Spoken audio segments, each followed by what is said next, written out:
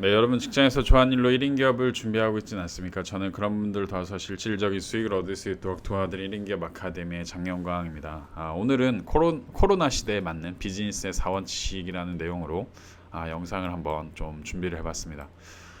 사실 뭐 코로나 시대에만 맞는 건 아닌데 요즘에 와서 정말 이런 원칙이나 로직, 이런 원칙이나 생각 그리고 어떤 기준을 갖고 있지 않으면은 마구잡이로 사업을 하겠구나라는 생각을 저도 많이 하고 있고 제 주변에 사업이 잘 되시는 분, 안 되시는 분을 좀 봤을 때 이런 생각을 많이 하게 됐습니다. 우선 이 원칙은 사실 책에서 읽었어요. 그 일본 책인데 제가 지금 제목은 기억이 안 납니다.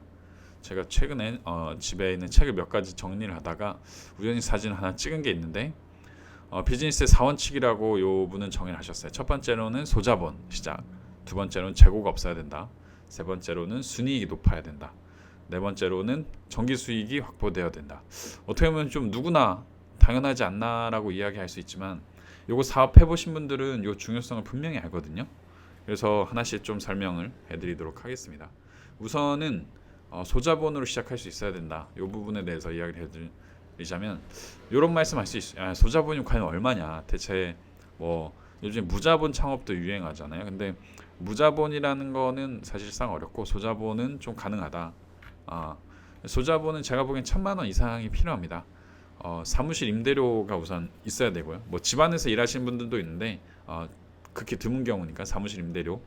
그다음에 컴퓨터 및 장비 구매도 보통은 이렇게 얘기해. 그냥 집에 있는 오래된 컴퓨터 쓰면 되지. 그다음에 노트북 그냥 뭐 하나 20만 원짜리 구매해서 하면 되지라고 말씀하는데 실제 저도 지금 모니터를 2개 쓰고 있지만 투 모니터를 쓰는 거하고 또 이 장비 그 컴퓨터 프리미어를 돌릴 때 프리미어를 돌릴 그 150만 원짜리 데스크탑하고 20만 원짜리 노트북하고 속도가 완전히 다르고요.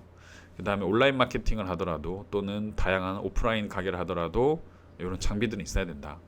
그리고 창고에 대해서 요즘 중요성을 많이 느끼고 있는데 창고는 어떤 사업이든지 필요하다는 생각을 요즘 굉장히 많이 하고 있습니다. 왜냐면은 요즘 사무실이 소형화되면서 창고에 대한 수요가 늘어나는 것 같아요. 그래서 요즘에 아파트도 보면은 아파트 지하에 안 쓰는 공간을 공용 공간으로 해서 창고로 자전거나 뭐 세탁기나 이런 걸 막 그 공용 공간으로 해놓는데 일반 사무실도 창고가 꼭 필요하다. 모든 사업이. 그리고 컨텐츠 제작하는데 비용이 들어갑니다. 그래서 뭐 로고 작업, 디자인 작업, 상세 페이지, 사진 찍는 거, 모델 뭐 이런 거를 내가 혼자서 다 할 수 있는데 거기에 한계가 있다라는 걸 저는 느끼고 있고요. 그래서 1,000만 원 정도가 필요하다고 생각합니다. 그래서 신용보증재단이라고 사업을 하는 분들한테 돈을 빌려주는 기업이 그 재단이 있습니다. 거기서도 빌려주는 최소 단위가 1,000만 원이에요. 네가 500만 원으로는 사업 못한다. 근데 이게 이분들도 바보가 아닌 이상 돈을 많이 빌려주고 싶진 않을 텐데 1,000만 원 정도 해서 네가 사업을 제대로 런칭하기 위해서는 필요하다. 근데 그게 안 되면은 그냥 접어라라는 식으로 해서 1,000만 원을 빌려주는 거거든요. 저는 이런 기준을 봤을 때 1,000만 원에서 많게는 3,000만 원까지가 사업을 시작하는데 필요한 단위가 되지 않을까라는 생각을 좀 하고요. 두 번째로는 재고가 남지 않는 사업을 해야 된다.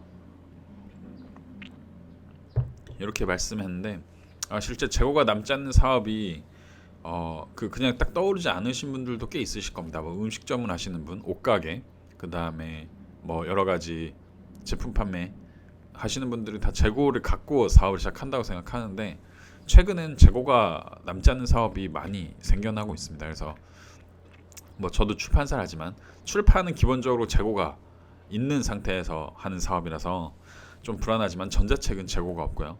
크라우드 펀딩은 발주를 받고 만드는 사업이라서 반대로 또 재고가 없습니다. 그다음에 문화 콘텐츠 사업은 여러 가지 뭐 애니메이션 제작, 그다음에 영상 제작 이런 것들은 재고가 없이 돈을 먼저 선입금 받고 제작을 하는 그런 사업이라고 저는 생각하고요. 제휴 마케팅은 요즘 뭐 많이 유행하는 예를 들면은 네이버에서 뭐 제품을 올렸어요 누가. 근데 그거를 내가 대신 팔아주고 돈을 받는 그런 느낌이죠. 약간 유통의 온라인화가 제휴 마케팅이라고 생각하고요. 그다음 유통도 위탁 판매라고 있습니다. 내가 직접 물건을 사입하지 않고 해외에 있는 제품이나 남이 올린 제품에 내가 1,000원을 더 붙여서 내가 직접 파는 거죠. 그리고 전 부동산도 재고가 없다고 생각하는데 이게 공실이 나면 재고인데 공실이 없는 부동산은 재고가 아닙니다. 그래서 부동산도 재고가 없는 사업이다라고 저는 좀 생각을 합니다. 그래서 재고가 없는 사업들을 좀 이런 게 있다라고 생각하시면은 생각의 확장이 더 되시지 않을까라고 생각합니다.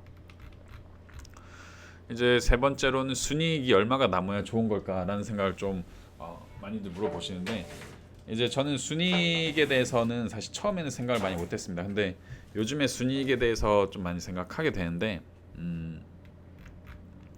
이제 기본적으로 유통 같은 거는 3배 정도가 남아야 마진이 좀 남는다고 말을 하더라고요. 그래서 예를 들면은 제가 물컵을 하나 파는데 이걸 중국에서 1,000원에 떼와요.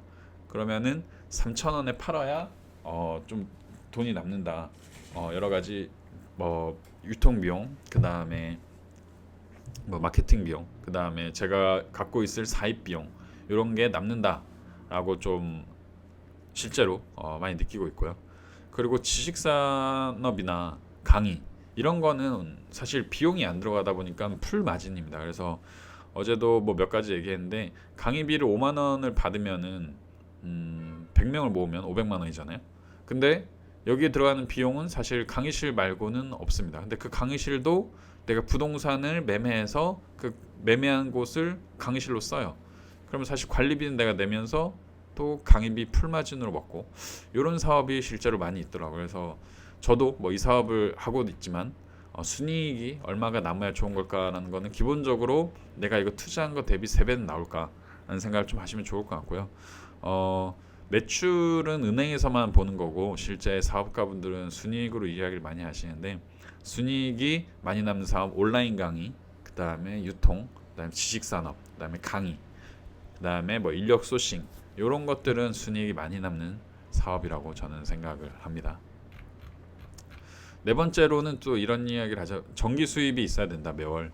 근데 요거 딱 하면 다들 뭐 생각나시겠지만 월세 수익이 사실 정기 수익의 가장 대표적이라고 생각합니다. 그래서 저도 거기 맞춰서 여러 가지를 준비하고 있고 그다음에 두 번째로는 네이버 애드포스트나 유튜브 이런 것도 생각보다 정기 수익입니다.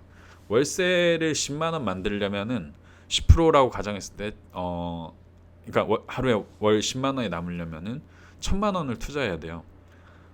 근데 네이버 애드포스트에서 방문자 수 한 1,000명 내외 그걸 꾸준하게 한 6개월 정도 글을 쓴다면은 분명히 한 달에 10만 원 만들 수 있거든요. 그러면 1,000만 원을 어떻게 보면 버는 거거든요. 월세로. 물론 그거에 대한 유지에 대한 거는 좀 다르지만 시세 차이가고. 그래서 월세로만 놓고 본다면 한 달에 10만 원을 꾸준히 버는 거는 내가 1,000만 원의 어떤 가치를 하고 있는 거와 똑같고요. 유튜브도 똑같이 한 달에 10만 원 나온다 이러면은 이것도 굉장한 어떤 그 월세 이상의 수익을 얻는 거고요. 그다음에 경매나 공매도 매달 하면은 그거에 대해서 월세 수익 받을 수 있는 세팅을 할 수 있다라는 걸 좀 느끼고 있고 그 제가 오늘 아침에도 그 3월 마지막이어서 간단하게 그 1인기 아카데미에 뭐 수익 인증을 했지만 지금 한 300만 원 정도 이제 수익 인증을 했습니다. 근데 요 아이템이 뭐 저도 한 30개 정도 올려놨지만 몇 가지 내에서 만들어지더라고요. 이 그 수익이. 그래서 요것도 한 달에 실제 뭐 한 20-30%는 남는 사업이라서 제가 봤을 때는 이런 아이템을 여러 개를 해도 꾸준하게 그 정기 결제되는 수익이 되지 않을까라는 생각을 합니다. 그래서 작지만 한 달에 들어오는 돈을 여러 군데에서 꾸준하게 만들어 놓으면은 굉장히 안정적으로 뭔가를 할 수 있다는 생각을 요즘 많이 합니다. 그래서 오늘 강의가 이제 비즈니스의 4원칙 제가 우연히 책에서 봤는데 책 내용은 잘 기억이 안 납니다. 네, 저한테 대입해서 여러분들한테 도움이 될 만한 이야기들을 좀 해드렸는데 이런 것들을 참고해서 사업을 만들어 가시는 데 도움이 되었으면 좋겠습니다. 네, 궁금하신 건 언제든지 1인기 아카데미 네이버 카페 들어오셔서 문의 주시면 답변 드리도록 하겠습니다. 감사합니다.